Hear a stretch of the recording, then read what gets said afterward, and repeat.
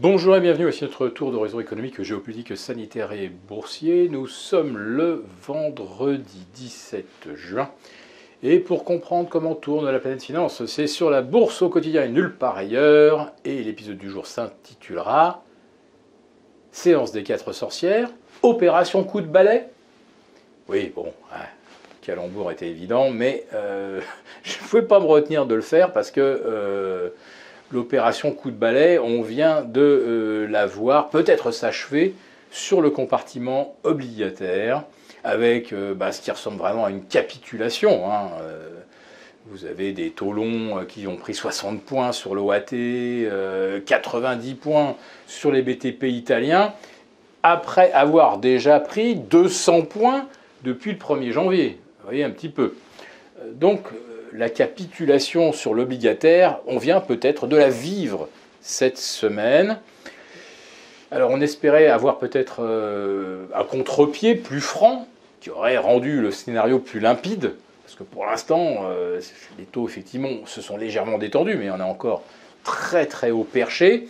Et ça, ce qui est inquiétant, c'est que la BCE n'a pas forcément vraiment convaincu en nous annonçant qu'elle avait des outils pour réduire la fragmentation.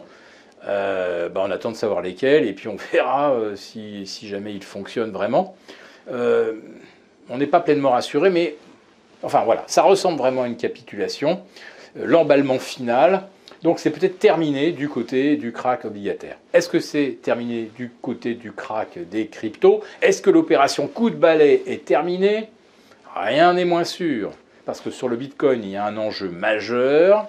Vous savez que le premier détenteur au monde, c'est MicroStrategy, qui détient 130 000 jetons. Alors je ne sais pas s'il n'y a pas un Satoshi Nakamoto qui n'aurait pas 1 million de jetons quelque part, mais en tout cas, parmi les entités dont on connaît l'encours des Bitcoins détenus, MicroStrategy, c'est le numéro 1. Et MicroStrategy a acheté la quasi-totalité de ces bitcoins à crédit au-delà de 20 000 $.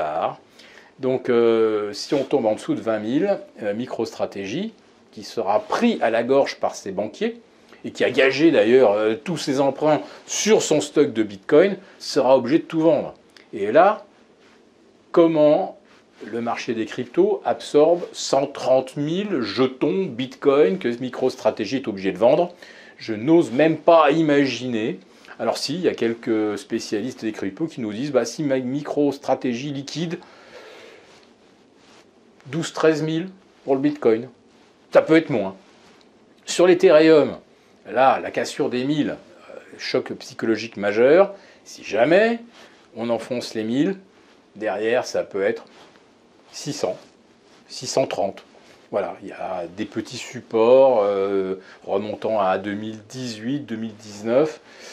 Il n'est pas du tout exclu que le compartiment des cryptos ne perde pas encore 30%, après en avoir perdu 70%. Voilà. Donc l'opération de coup de balai, je pense qu'en plus de ça, elle n'a pas fini de s'implémenter, parce qu'il y a il y a 14 000 cryptos listés. Il n'y en a pas 100 dont le projet technologique a un intérêt quelconque. Donc oui, le coup de balai, ça va être faire disparaître, je ne sais pas, 10 000 cryptos sur les 14 000. Et encore, même si on en faisait disparaître 12 000 sur 14 000, il en restera encore 2 000, et ce qui est probablement encore un stock bien suffisant pour développer tous les projets qu'on pourrait imaginer. Voilà. Alors l'opération coup de balai sur les actions, alors certes le CAC 40 il perdait ce matin 6% depuis lundi, c'est pas encore une capitulation, et d'autant moins que les volumes, alors ce matin j'ai regardé ça pendant le live avec nos abonnés, on était à 750 millions d'euros un 17 juin où on va avoir l'expiration des contrats trimestriels. C'est la fin du semestre, et on n'avait que 750 millions d'euros à 11h30. On avait moins d'1 milliard à 12h30, mais où sont passés les volumes? Quand il y a une capitulation, généralement, c'est évidemment d'énormes écarts à la baisse, un peu comme sur l'obligataire, un peu comme sur les cryptos, et avec des volumes colossaux. D'ailleurs, sur les cryptos, on a battu, je crois, des records d'activité mercredi. Évidemment, les détenteurs cherchaient à sortir à tout prix. Bon voilà, il y a eu d'énormes volumes.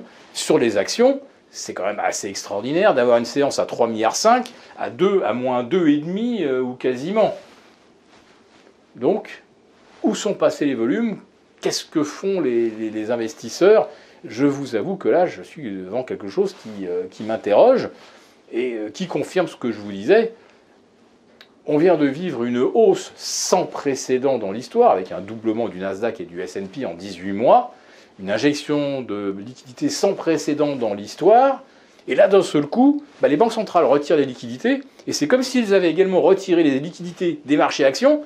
Il n'y a plus de liquidités, il n'y a plus d'acheteurs, et puis les vendeurs, ils n'y vont pas, parce que de toute façon, ils savent que s'ils essaient de vendre, ils effondrent tout. Donc j'ai l'impression qu'on attend qu'il y en ait un qui appuie sur le bouton en disant moi, j'ai plus le choix. Avec tout ce que j'ai perdu sur les cryptos, maintenant, il faut que je solde aussi des positions sur les actions.